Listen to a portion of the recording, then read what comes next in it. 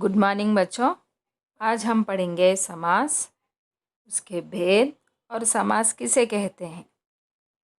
तो बच्चों चलो अब हम पढ़ेंगे समास।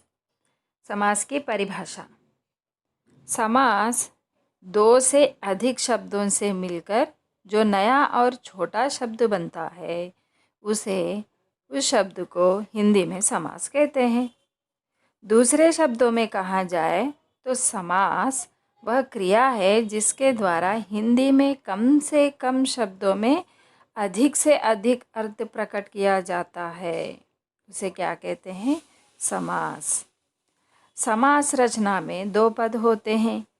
एक तो होता है पहला पद और दूसरा होता है पूर्व पद। और पद को उत्तर पर कहा जाता है। इन दोनों से जो नया शब्द बनता है वह समस्त पद कहलाता है। जैसे रसोई के लिए घर, इसका समास विग्रह है। इसका शब्द क्या है? रसोई घर। रसोई घर का समास विग्रह क्या होगा? रसोई के लिए घर। तो आज हम आगे बढ़ेंगे। समास के भेद। समास के 6 भेद है। एक तो है अव्ययी भाव समास, तत्पुरुष समास, कर्मधारय समास, द्विगु समास, द्वंद्व समास और बहुव्रीहि समास। अब हम जानेंगे अव्ययी भाव समास के बारे में। इसमें पहला पद, प्रथम पद अव्यय होता है और उसका अर्थ प्रदान होता है। उसे क्या कहते हैं? अव्ययी भाव समास। अव्ययी भाव समास में पहला पद प्रधान होता है। कहते हैं इसमें अव्यय पद का प्रारूप लिंग वचन कारक में नहीं बदलता है, वह हमेशा एक जैसा रहता है। दूसरे शब्दों में कहा जाए तो यदि एक शब्द की पुनरावृत्ति हो और दोनों शब्द मिलकर अव्यय की तरह प्रयोग हो, वहाँ पर अव्ययी भाव समास भी होता है। जैसे कि शक्ति के अनुसार, इसका शब्द क्या होगा? यथाशक्ति। प्रतिदिन, प्रत्येक दिन। प्रतिवर्ष, हर वर्ष। आजन्म, जन्म से लेकर। घर घर, प्रत्येक घर। रातों रात, रात ही रात में। तो बच्चों आपको अव्ययी भाव समझ में आया। अब हम जाएंगे तत्पुरुष समास। तत्पुरुष समास में दूसरा पद प्रदान होता है। यह कारक से जुड़ा समास होता है। इसमें ज्ञातव्य विग्रह में कारक प्रकट होता है, उसे कारक वाला वह समास होता है। इसमें इसे बनाने में दो पदों के बीच कारक विभक्ति या कारक चिन्ह का लोप हो जाता है। उसे क्या कहते हैं? तत्पुरुष समास। उदाहरण: देशभक्ति, देश के लिए भक्ति। राजपुत्र, राजा का पुत्र। राह खर्च, राह के लिए खर्च। तुलसीदास कृत, तुलसी द्वारा कृत। इस तरह इसे क्या कहते हैं? तत्पुरुष समास। इन चारों शब्दों में हमने कारक विभक्तियों को देखा है। के, का, के लिए, द्वारा, ये सारे क्या हैं? कारक विभक्तियाँ।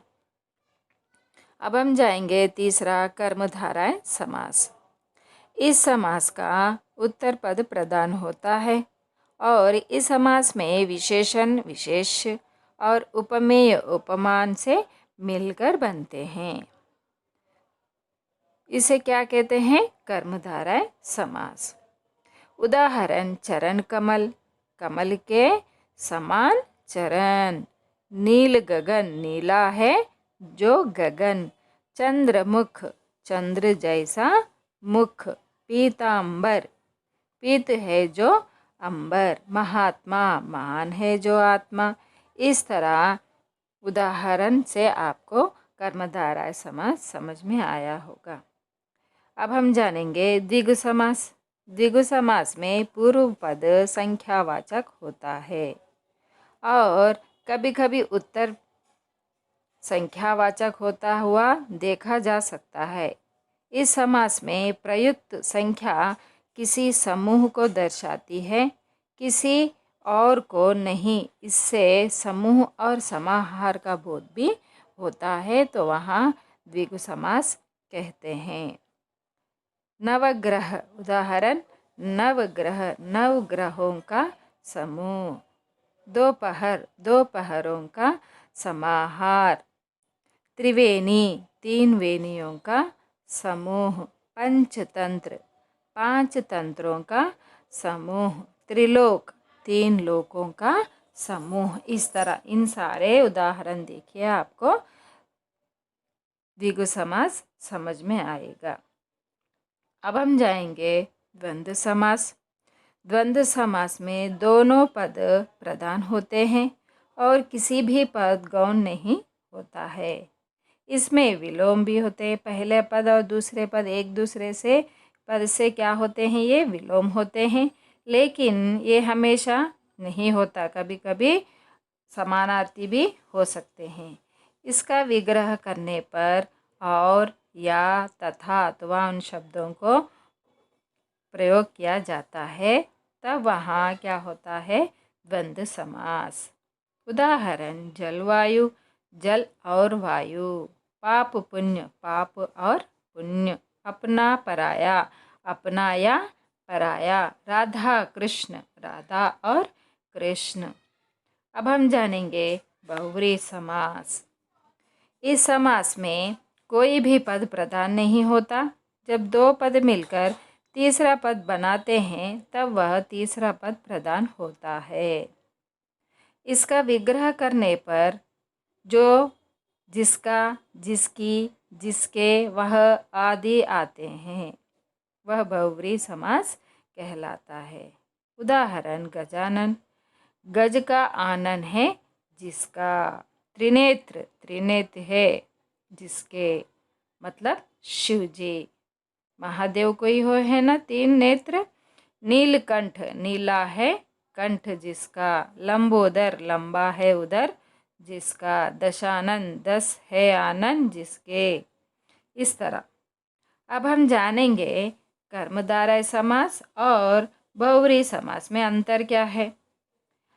समास के कुछ उदाहरण है जो कर्मों द्वारा और बाहुरी समास दोनों में समान रूप से पाए जाते हैं। इन दोनों में अंतर होता है। कर्मधारय समास में एक पद विशेषण या उपमान होता है और दूसरा पद विशेष या उपमेय होता है। इसमें सिद्धार्थ प्रधान होता है।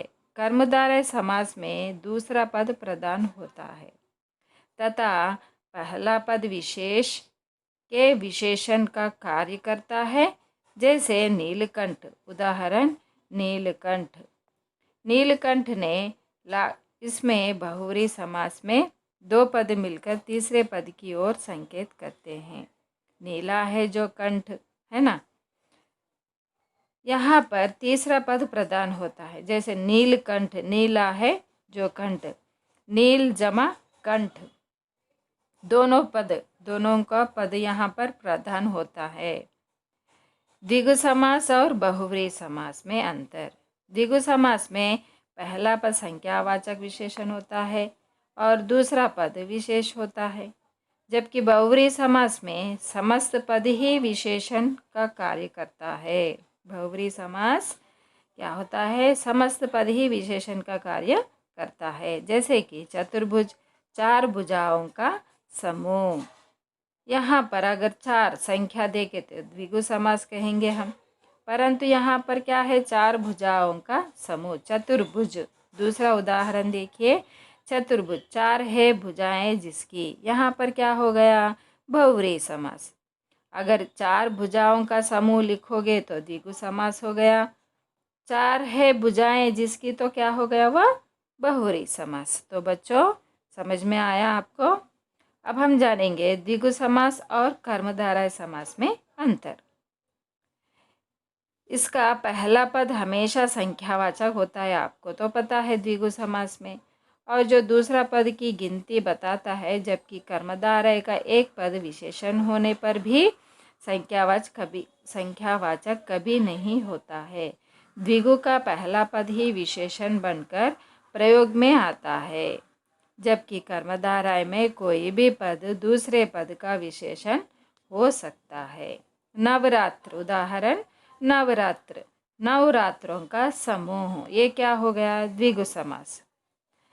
और अब हम जानेंगे समास और संधि में अंतर। संधि का शाब्दिक अर्थ होता है मेल। संधि में उच्चारण के नियमों का विशेष महत्व होता है। इसमें 2 वर्ण होते हैं। इसमें कहीं पर एक तो कहीं पर दोनों वर्गों में परिवर्तन हो जाता है और कहीं पर तीसरा वर्ण भी आ जाता है।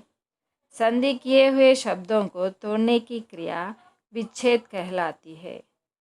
संधि में जिन शब्दों का प्रयोग होता है उनका मूल अर्थ नहीं बदलता।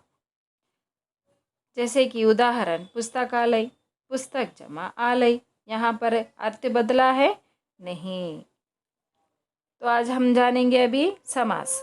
समास का शाब्दिक अर्थ होता है संक्षेप में लिखना। समास में वर्णों के स्थान पर पद का महत्व होता है। इसमें 2 या 2 से अधिक पद मिलकर समस्त पद बनाते हैं और इनके बीच से विभक्तियों का भी लोप हो जाता है। समस्त पदों को तोड़ने की प्रक्रिया को विग्रह कहा जाता है। समास में बने हुए शब्दों के मेल अर्थ को परिवर्तित किया जा सकता है और परिवर्तित नहीं भी किया जा सकता है। जैसे कि विषधर, विष को धारण करने वाला कौन है? शिव जी। तो बच्चों, आज मैं आशा करती हूँ कि आपको समास समझ में आए हों। अगर आपको ये वीडियो अच्छा लगा तो मेरे चैनल को सब्सक्राइब कीजिए।